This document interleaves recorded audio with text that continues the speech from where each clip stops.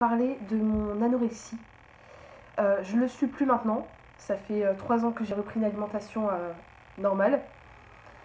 Mais bon, c'est pour toutes les filles qui se disent que ouais, je vais maigrir, comme ça je serai belle, voilà, je veux ressembler à ça, tel mannequin. Voilà, c'est pour vous donner des conseils et pour vous avertir des conséquences de l'anorexie. Donc moi j'ai commencé à avoir des troubles de l'alimentation à mes 16 ans. J'étais fan de Kate Moss à l'époque, c'était mon idole. Elle était très mince, d'où le surnom la brindille qu'on me disait. Je l'admirais et pour moi c'était un modèle au niveau du physique, du corps. Je voulais vraiment être mince comme elle, je trouvais ça hyper beau. Et c'était même pas pour faire des castings ou quoi, hein. C'était pour moi, voilà. Parce que je voulais être elle en fait. Et donc j'ai commencé à diminuer mon alimentation. J'ai eu un déclic, mais un mauvais déclic en fait. C'est-à-dire que j'ai arrêté de manger. Clairement, je mangeais, on va dire, attendez, je mangeais une pomme, même pas, je la finissais pas. La pomme, je la finissais pas. Et voilà, donc tous les jours, je mangeais quelque chose, je mangeais un gâteau, je mangeais, voilà, je buvais énormément, mais je mangeais pas, voilà. Et en fait, la sensation, quand je finissais une bouteille d'eau entière, ça me blindait le ventre. Donc pendant un certain temps, j'avais plus faim, en fait. Donc c'est ce que je faisais. J'ai aussi mangé du coton. J'en ai mangé du coton, car car j'avais l'impression que ça me blindait le ventre. Alors que c'est hors de question de faire ça. Ne faites pas ça, vraiment. Ne mangez pas de coton, ni de papier. Ne mangez pas ça. C'est très, très, très dangereux. Voilà. Donc je mangeais du coton, des pommes, et puis voilà, plein de choses inutiles. Enfin, qui n'aidaient pas, quoi. Et voilà, en fait, j'étais dans un lycée internat. Et dans mon lycée, la psychologue m'avait repérée depuis un certain temps. Elle savait que j'avais quelque chose, elle m'avait convoquée, elle m'avait demandé pourquoi j'étais aussi mince, qu'est-ce qui se passait. Et j'ai eu confiance en elle en fait. Donc du coup, je lui ai raconté. Je lui ai dit que je voulais être mince. Elle m'a dit, mademoiselle, vous êtes anorexique. Vous vous rendez pas compte, vous vous privez de manger. C'est pas possible. Donc voilà. Donc là, elle m'a annoncé que j'étais anorexique. J'ai regardé aussi des forums, je me suis renseignée. Et voilà, c'était bien ça, j'étais anorexique. Donc après, quand je rentrais chez moi le vendredi soir, je mangeais pas. Malgré le fait qu'elle m'ait dit, madame, vous êtes anorexique, mademoiselle, vous êtes anorexique, je sais pas, ça m'a pas fait d'électrochoc en fait. J'ai continué à pas m'alimenter. À part au lycée par contre, parce que j'étais surveillée, c'est-à-dire que tous les surveillants au self, toutes les dames à la cantine qui servaient les repas là, étaient au courant. Donc elle me servait des repas parce que en fait ma psychologue connaissait très bien ce contexte d'anorexie. Elle avait déjà suivi des filles et même des garçons qui étaient atteints de ce problème-là. Donc les dames du self me donnaient des repas, une assiette avec un petit peu de chaque chose, mais sans trop blinder. Voilà. Et j'avais un surveillant qui restait près de moi pour regarder ce que je mangeais. Je mangeais lentement. Sauf que, enfin, j'ai continué à, à me enfin, j'ai vomi, j'avais des crises, je vomissais.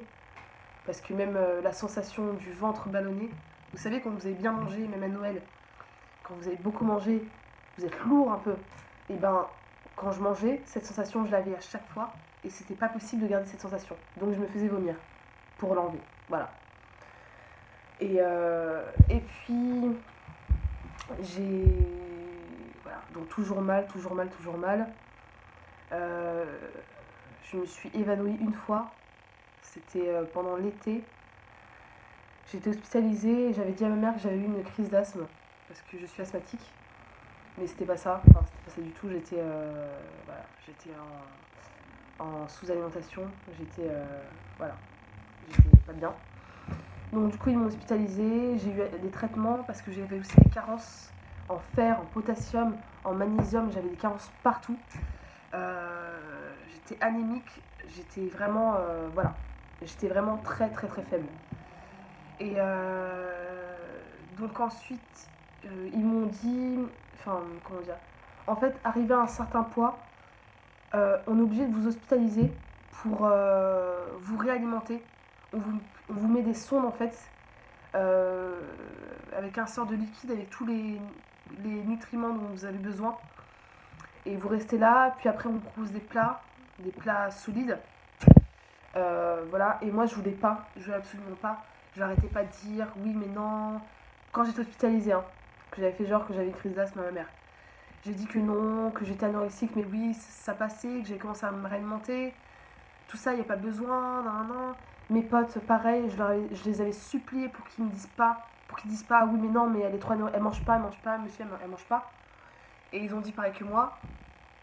Ils ont dit non mais c'est bon, elle vraiment, tout ça, donc voilà. Et comme j'étais dans une période où je m'en foutais en fait des gens, enfin des ordres, qu'on me dise oui madame faut faire ça, je n'acceptais pas.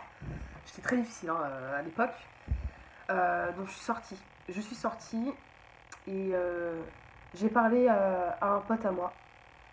On a parlé longtemps. On a parlé longtemps.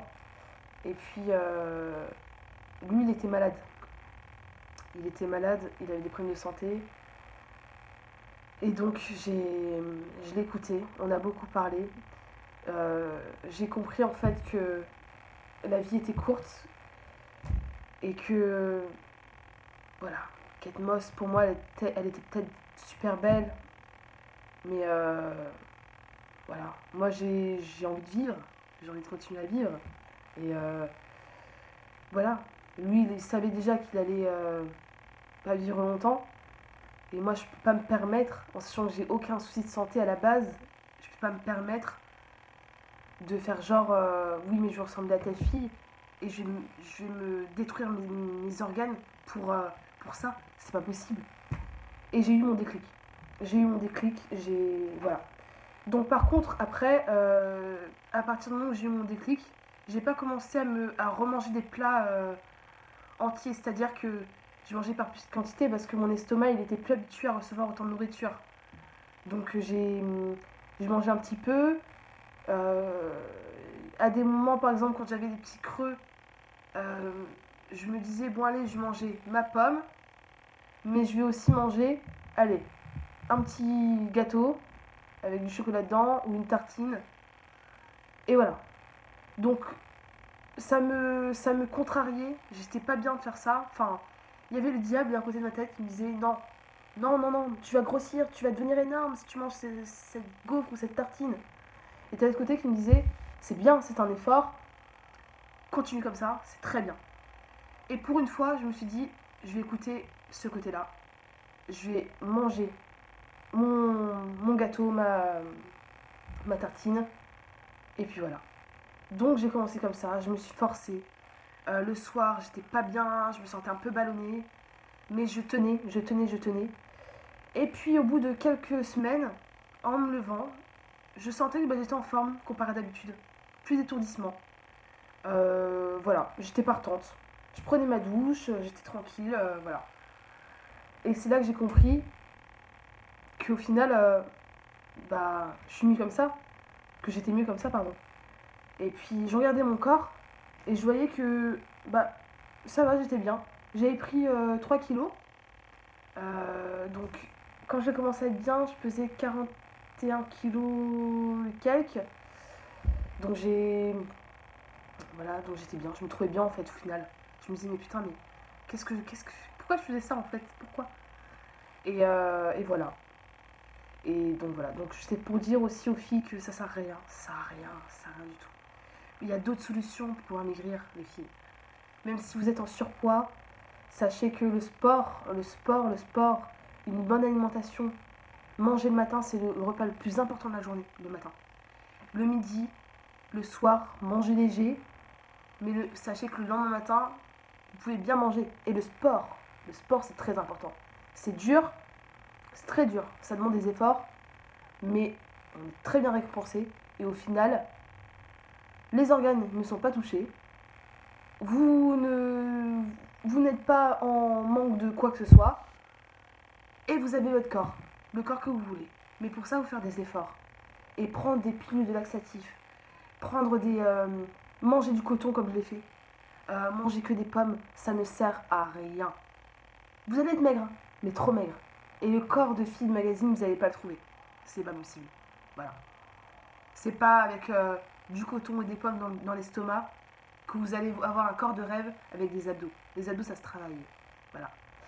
Donc, putain, on dirait que je vous engueule, mais vraiment, c'est juste pour les filles qui ont besoin de se réveiller. Franchement, ne faites pas ça. C'est très difficile, c'est très dur. Et voilà. Donc, je vous souhaite une bonne journée, bon courage. J'espère que voilà, ça aidera. Et puis, je vous dis à bientôt.